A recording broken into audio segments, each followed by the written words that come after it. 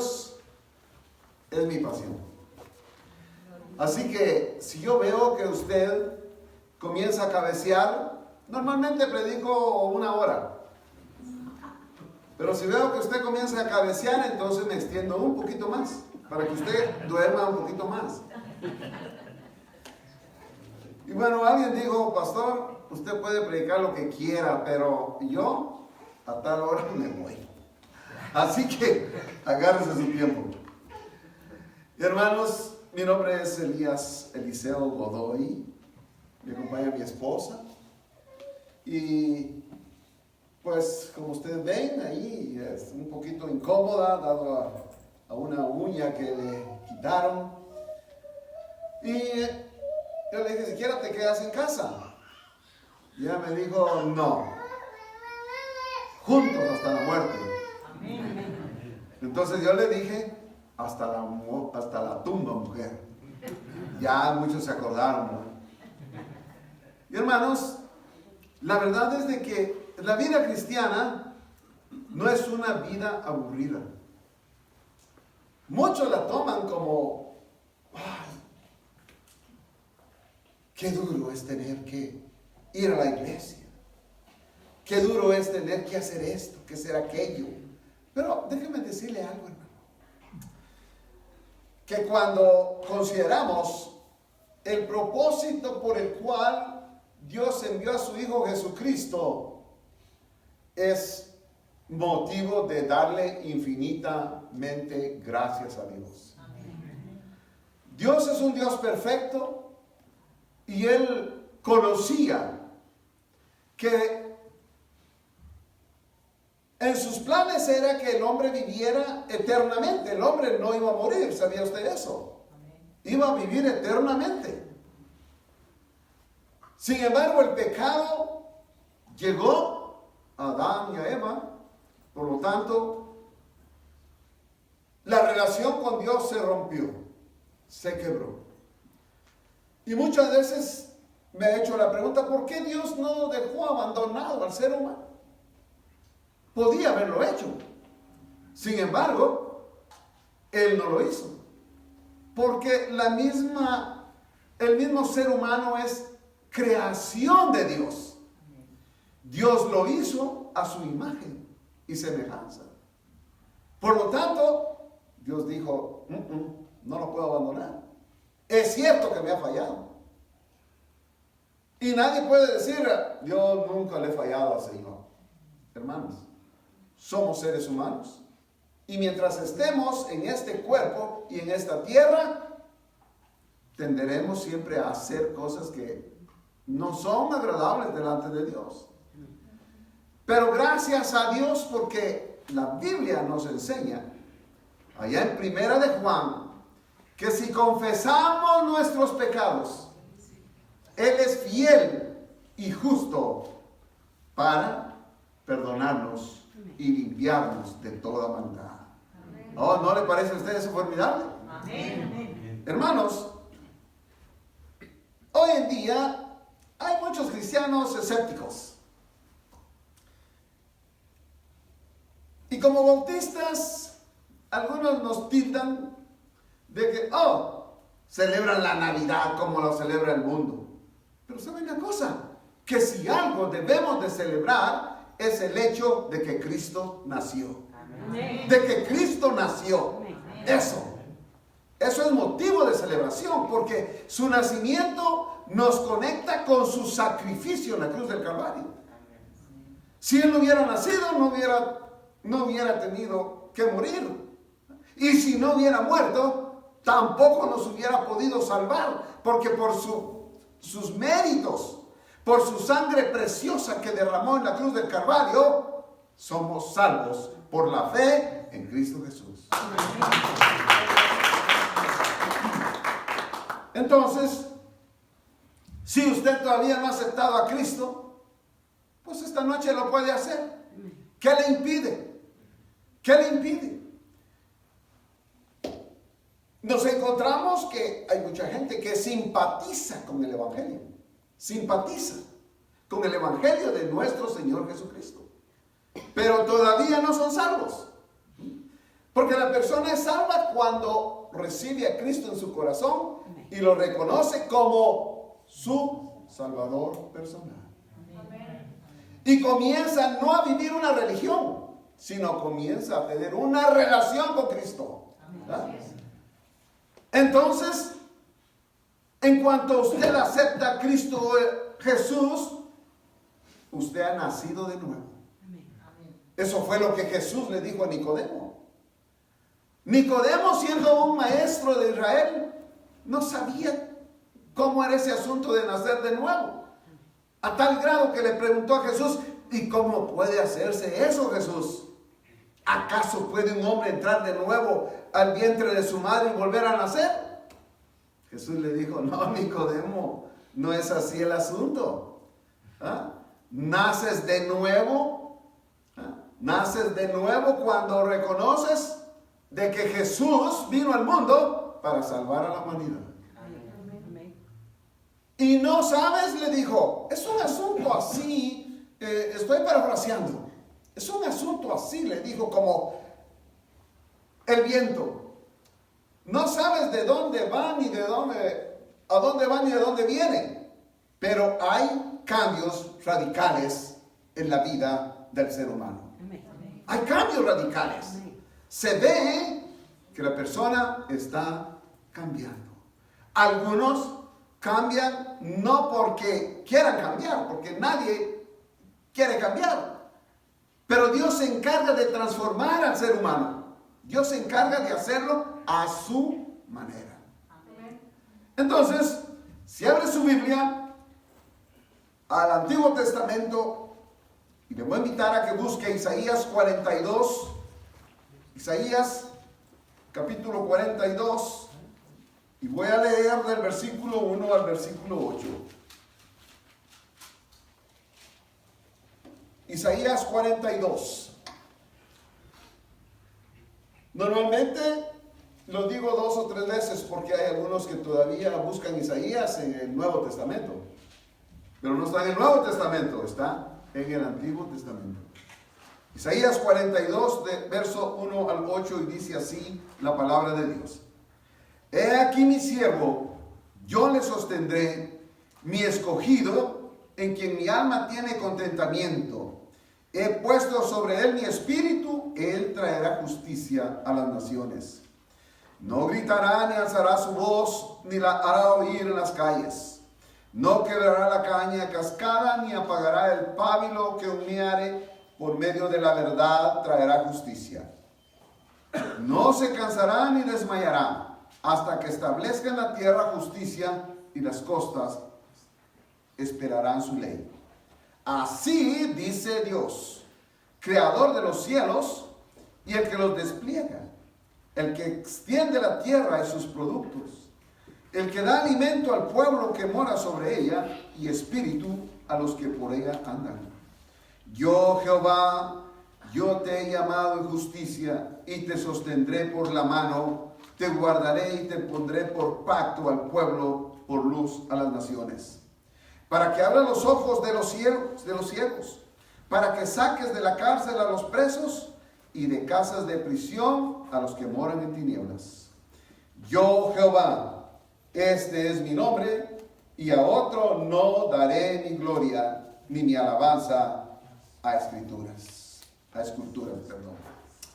Señor, te damos gracias porque esta noche podemos recordar el nacimiento de tu Hijo Jesucristo. Gracias por tu pueblo que se ha hecho presente. Oramos porque tu palabra pueda ser atesorada en nuestros corazones. Abre nuestra mente para poder estar atentos a ella. Amén. En el nombre de Cristo Jesús oramos. Amén. Amén. Entonces, la historia de la humanidad, hermano, encierra el plan de Dios para la humanidad.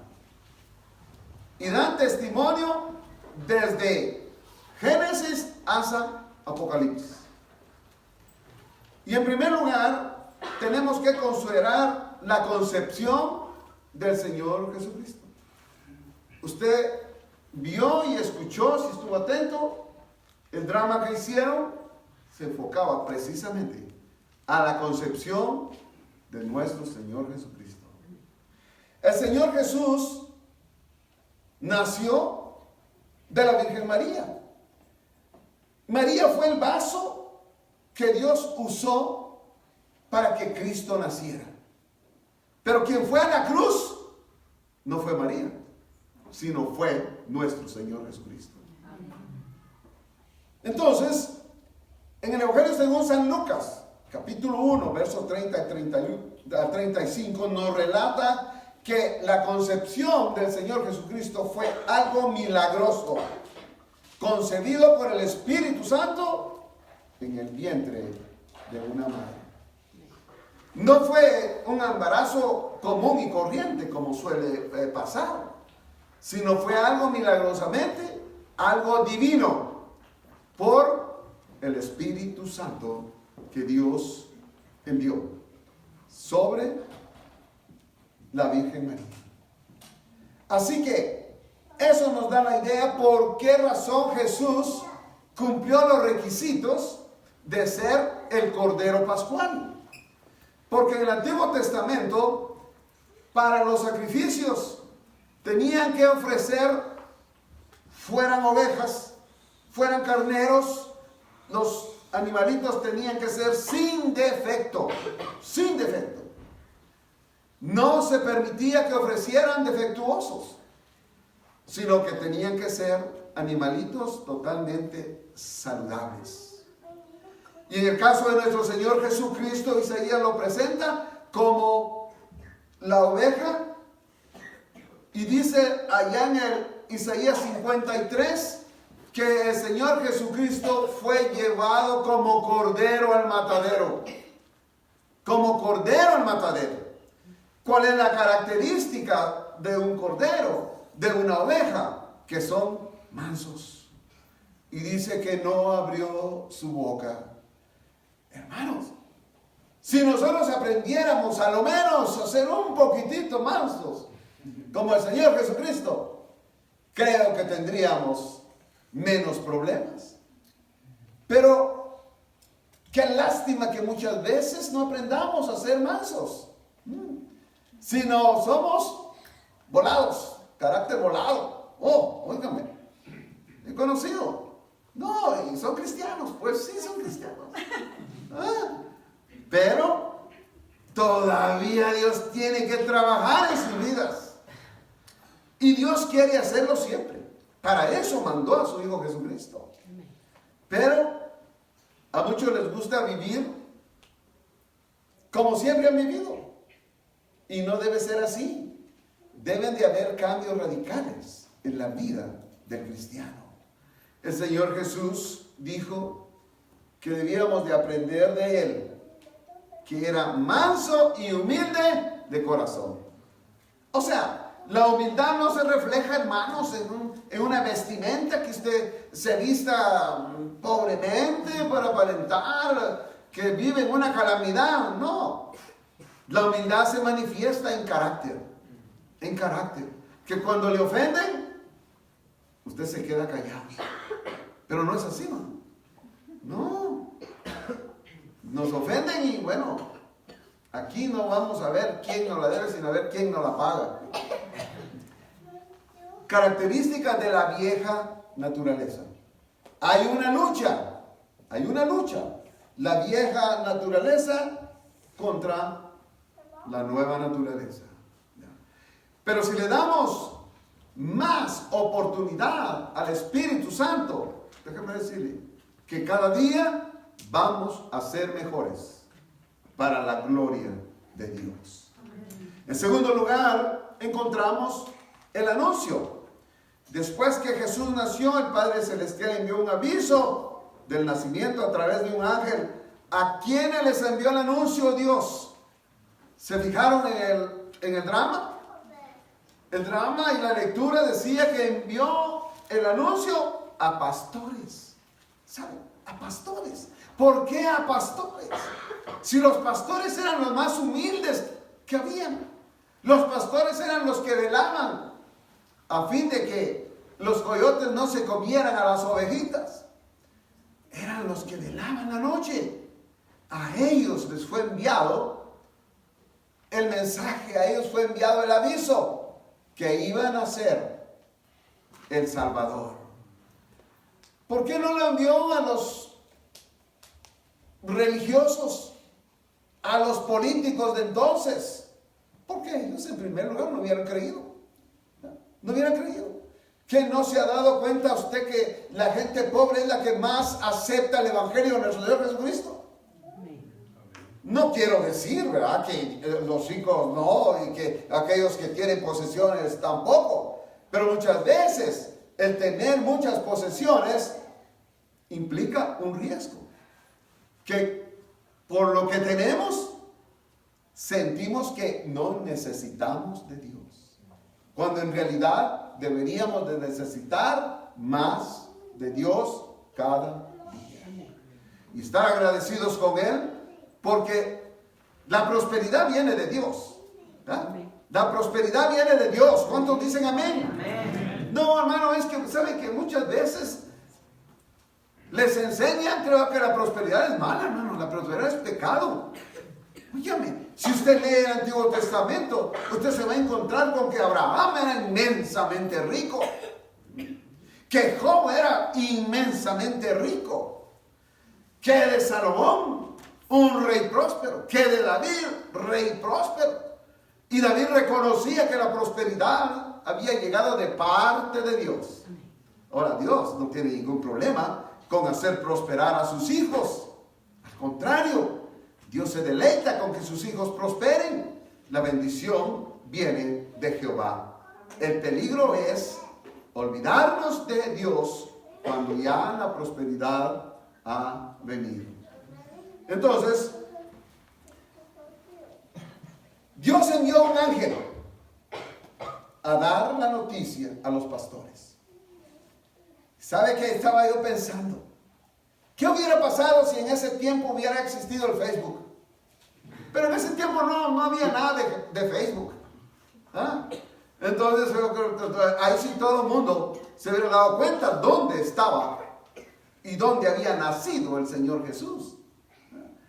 Cuando Herodes escuchó que iba a nacer o que había nacido, le dijo a los magos: vayan, averigüen dónde nació, dónde está. Yo también quiero ir a adorarle. ¿Eso era lo que quería Herodes? No. Él no aceptaba que hubiera otro rey. Él era el rey de entonces, por lo tanto dijo: no puede haber competencia en mi reinado. Los voy a ir a matar. Y usted sabe, la historia dice que Herodes mató más niños que los que mató Hitler. Porque mandó a matar a todos los varoncitos de cierta edad, considerando el tiempo cuando había nacido nuestro Señor Jesucristo y el tiempo que él había recibido el anuncio. Pero como Dios es tan grande y maravilloso, hermanos, dice la Escritura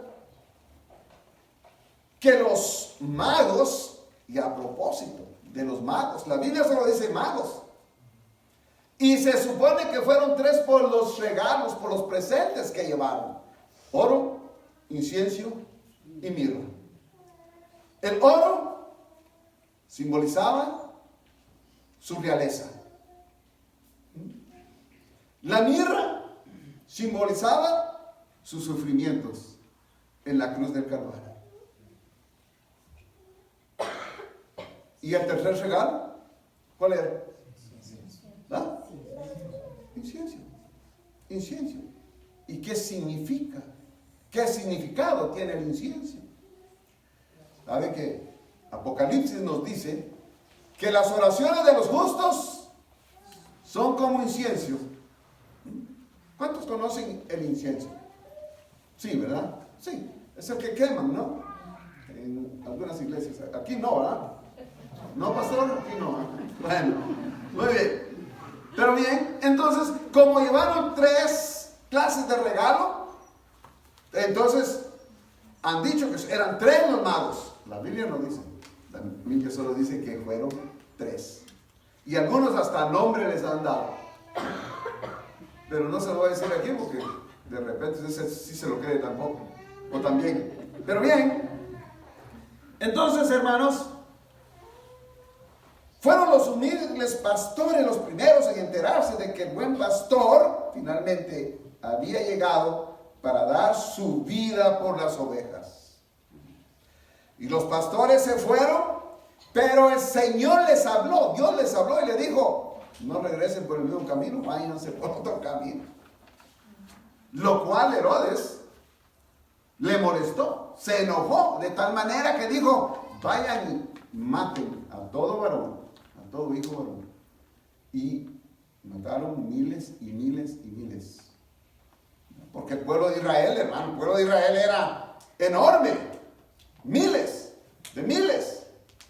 Si solo cuando había guerras, había ocasiones donde los filisteos mataban 20,000, 30,000 en un solo día de guerra.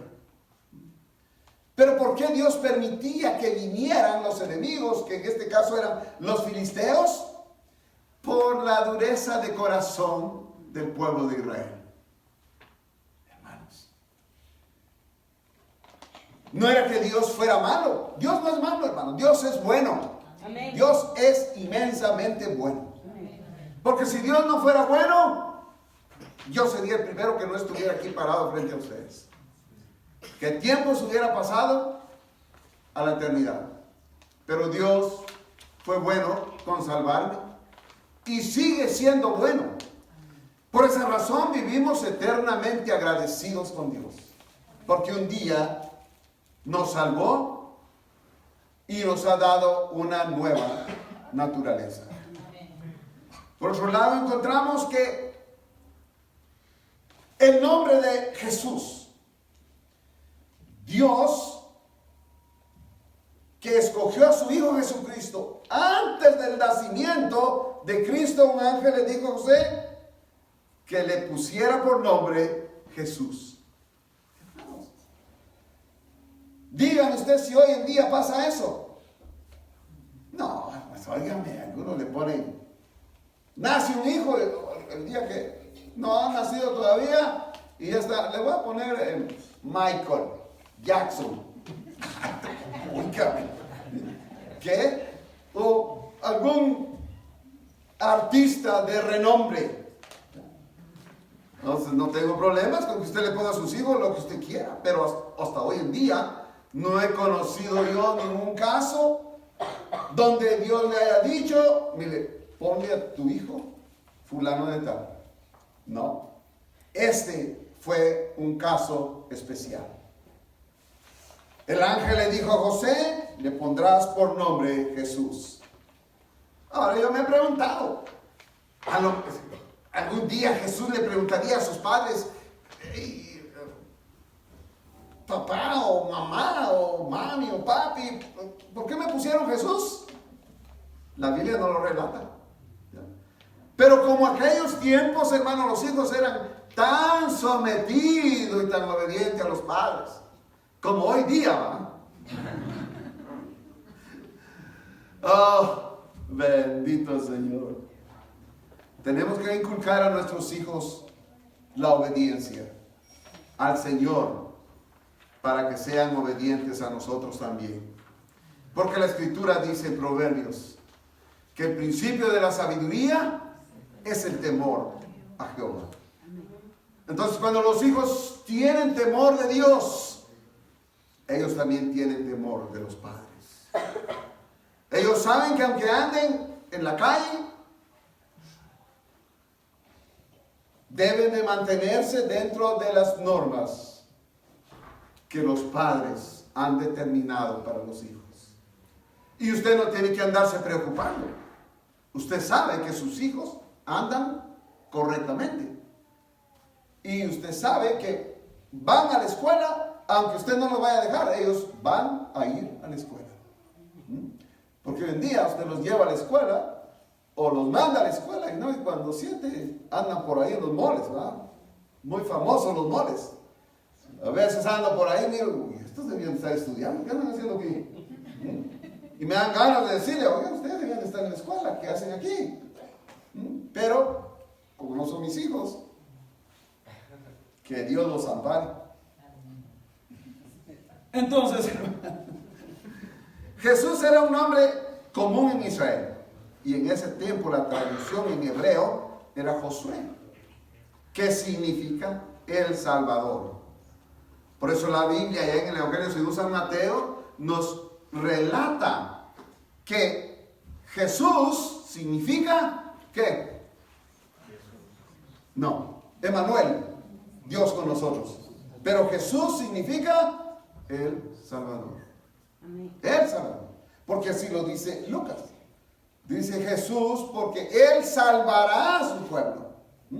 Él salvará a su pueblo. Hermanos,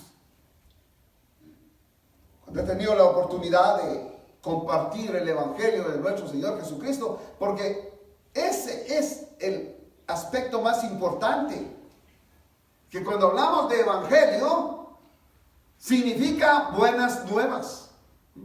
Buenas nuevas. Un día las buenas nuevas llegaron a su corazón, llegaron a su vida. No importa quién les compartió, pero de todas maneras llegaron las buenas noticias a su vida.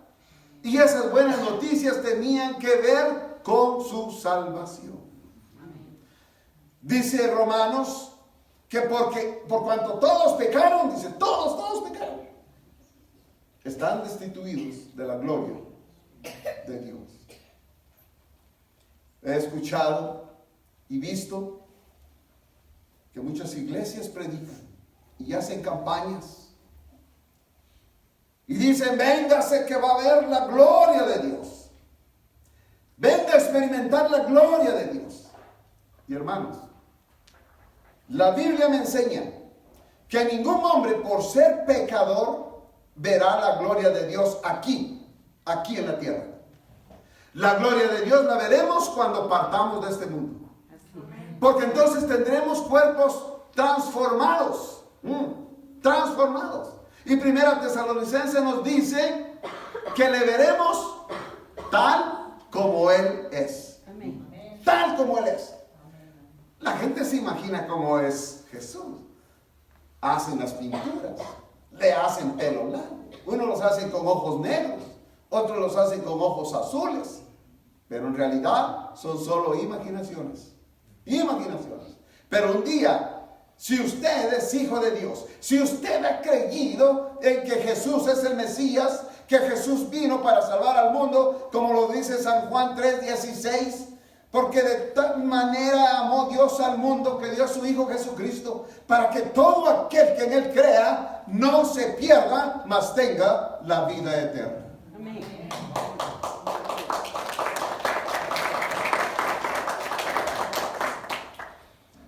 Entonces, prepárese, porque va a ver la gloria de Dios un día. Ni siquiera Moisés. Usted ha leído el pasaje allá en Deuteronomio cuando Moisés, Dios se le aparece a Moisés en la zarza y dice que la zarza ardía y no se consumía. Y Moisés iba muy valiente, no cabe duda que Moisés era un hombre valiente. Y dice la palabra de Dios que él iba directo. Pero ¿qué le dijo el Señor? Detente, Moisés.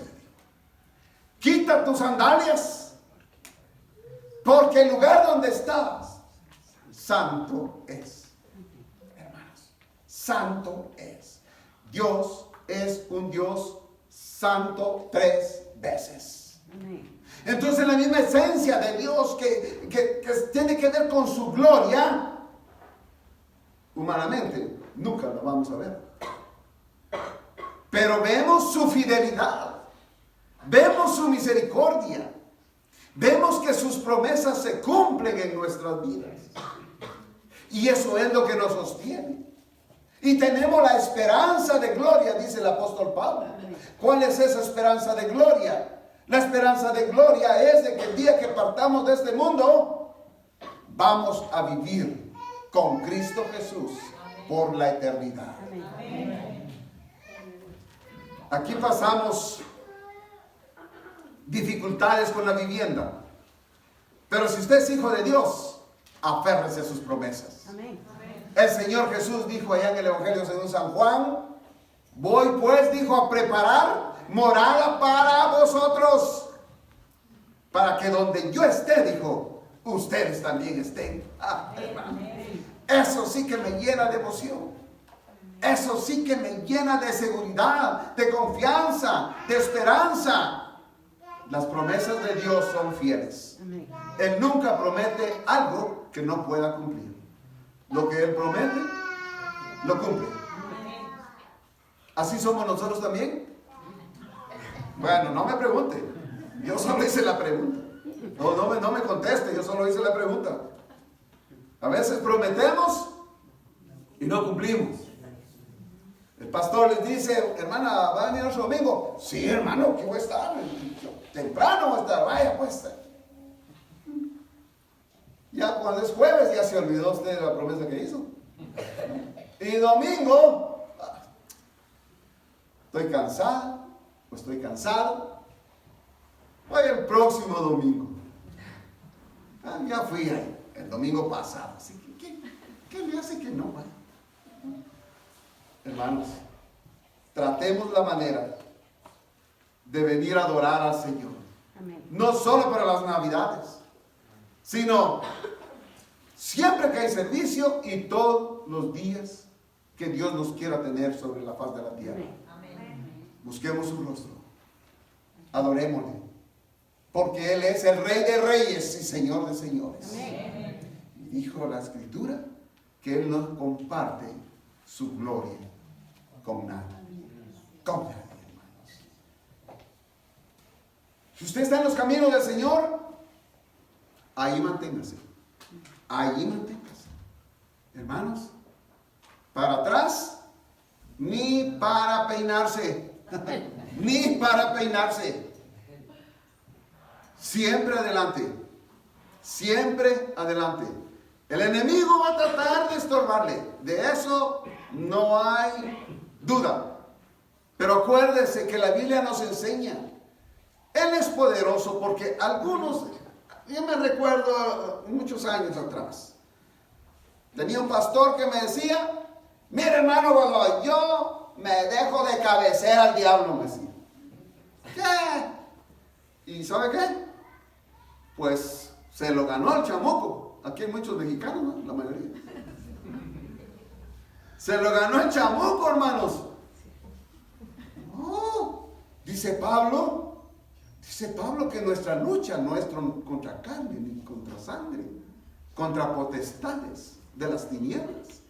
¿Ya? Y si bien Él tiene poder, nosotros tenemos a un Dios que es todopoderoso. Amén. Y por eso Pablo dijo que si Dios es con nosotros, ¿quién contra nosotros? Amén. ¿Quién contra nosotros? Dios nos da la victoria. Dios nos da la victoria. Que Dios les bendiga ricamente.